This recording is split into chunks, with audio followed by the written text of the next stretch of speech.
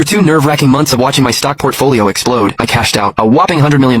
My heart pounded with excitement as I called my wife and son, telling them I'd be home this afternoon. I had big news, the best news to share. My wife's voice on the phone was oddly flat. "You're sure you're coming home today?" "Absolutely, sweetheart. I promise the news I'm bringing home will be the biggest surprise ever." She chuckled. "Okay, then I've got a big surprise for you too." I couldn't wipe the grin off my face the entire drive home. I pictured my wife waiting with a huge dinner spread just for me. They'd be ecstatic when they found out how much I'd made. But when I pulled up to the house, I saw a pile of stuff by the front door. A closer look. It was all my stuff? My son Leo was actually throwing my clothes out onto the lawn. "Leo, what on earth are you doing?" I asked, utterly bewildered. Leo looked up, saw me, and sneered. He even let out a cold huff. "Mom told me to throw all your junk out." My brows furrowed at his words. I rushed inside, desperate to ask Veronica what in the world was going on. The moment I stepped in, I saw a table laden with food, and my wife, Veronica, was leaning into another man's arms, beaming. I knew him. Damien, her supervisor from work. It hit me like a ton of bricks. My head immediately swam with rage. "Veronica, what the hell do you think you're doing?" I roared, my voice shaking. Veronica rolled her eyes at me. "Asher, are you brain dead? Can't you see what's happening? Obviously, I found a better man and I'm kicking you out. A penniless loser like you? Anyone who sticks with you is doomed. You didn't actually think I'd be loyal to you for life, did you? Damien is a supervisor at his company. He has a brilliant future ahead. You, a broke deadbeat, couldn't even compare." She finished smug, pulling Damien even closer. Damien grinned victoriously, looking down at me with utter contempt. He looked like the cat who got the cream. I gasped for air, clenching my fists. "How long have you been cheating on me behind my back?"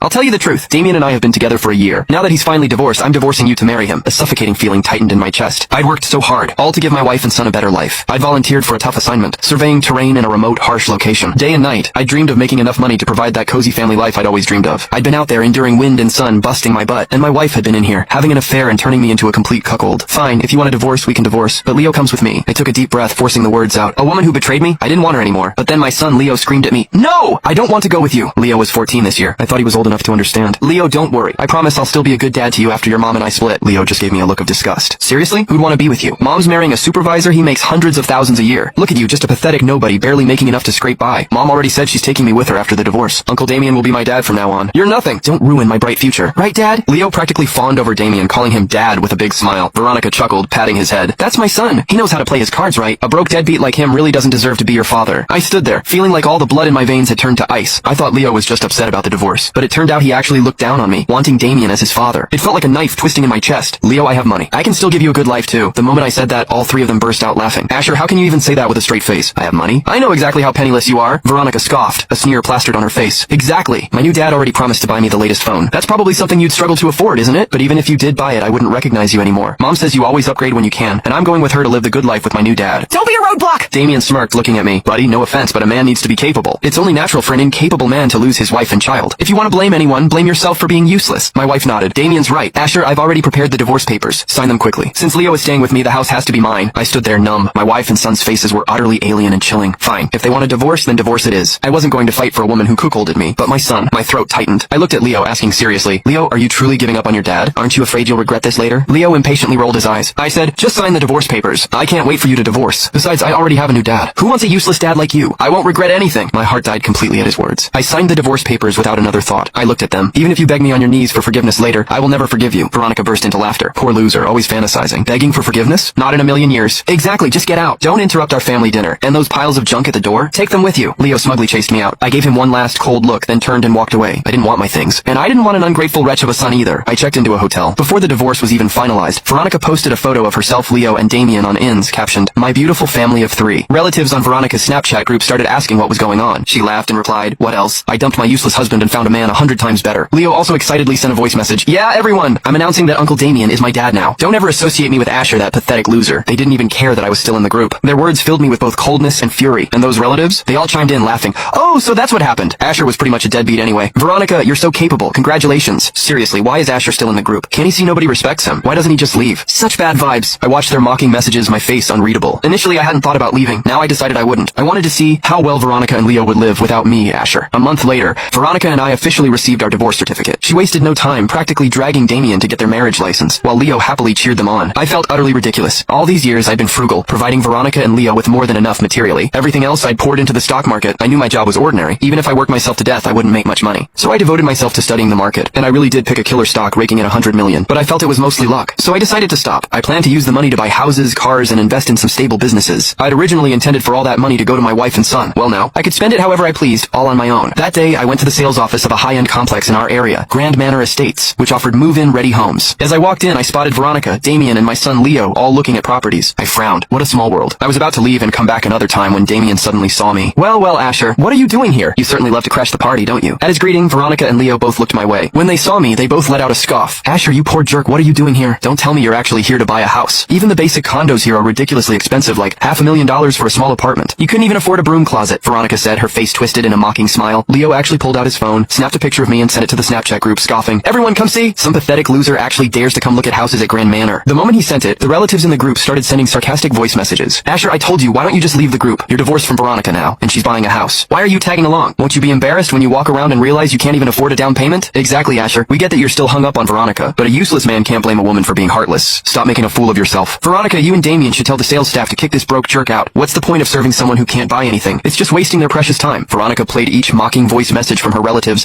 a triumphant grin on her face. I scoffed, pulled out my phone and said, who's still hung up on Veronica? I'm here to buy a house. Immediately, another wave of mockery erupted. Asher, stop bluffing. You couldn't even get a mortgage for a place here. Yeah, if you can afford a house here, I'll cut out my tongue and let you eat it. At that moment, Damien smirked. Veronica, relax. If he says he's here to buy a house, let's just pretend he is. Today we'll watch closely and see what kind of house he's going to buy. Veronica's smirk turned wicked. She actually started a Snapchat group video call. Everyone, I'm going to live stream a joke for you. Come and enjoy watching a broke guy with no shame trying to act rich. After she spoke, the people on the video call were already roaring with laughter. The saleswoman, Sarah, looked a bit bewildered but politely turned to me. Sir, what kind of property are you interested in? I smiled, then looked at Veronica. How big of a place are you planning to buy? Veronica proudly puffed out her chest. My husband is buying us a fully furnished 135 square meter 3-bedroom 1 living room apartment. That's over $3 million. A price you couldn't afford in a lifetime. Damien also smiled, looking self-satisfied. Everyone in the group was raving about how lucky Veronica was to be getting such a big, luxurious home. I turned to Sarah, the saleswoman. Do you have any villas? I'd like to buy a villa. Money is not an issue. At my words, the people on the video call doubled over with laughter. Asher, you really are a show-off. How dare you say money's not an issue and you want a villa? I'm staying right here, watching to see if you can actually afford it. No way, I need to record this. I'll post it online so people can see what a failed attempt at showing off looks like. Veronica's getting a bigger house and he's just putting on a show for his pathetic self-esteem. Poor saleswoman, she's stuck wasting her time with this jerk today. Veronica heard what the group said and looked at me with a smirk. My son Leo glared at me and yelled, God, you're so embarrassing. Mom and I were totally right not to stick with you. Sarah, the saleswoman, looked a bit awkward. Sir, are you sure you want to look at villas? Positive. Just show me your best villas. Seeing my serious expression, Sarah nodded and led us to the villas, introducing the properties carefully. Mr. Asher, this villa is top-notch in terms of both its surroundings and its interior design. However, the price is also higher, coming in at over $22 million. What do you think this? Sarah hesitated, and Veronica burst out laughing. I told you don't waste your breath. He's definitely going to say he doesn't like it, or it's not what he's looking for. Leo also sneered. How else would he save face? With all those eyes watching. The people on the video call were also laughing. They all watched me like I was a joke. Alright, I'll take this one. I swept my gaze over them, a deep glint in my eyes. I'd come here planning to buy a house anyway, and this villa truly did suit my taste. Of course I was going to buy it. The moment I said that, everyone burst out laughing even harder. Damien directly told Sarah, don't get your hopes up. This guy's just trying to look important. Forget a villa, he can't even afford a broom closet.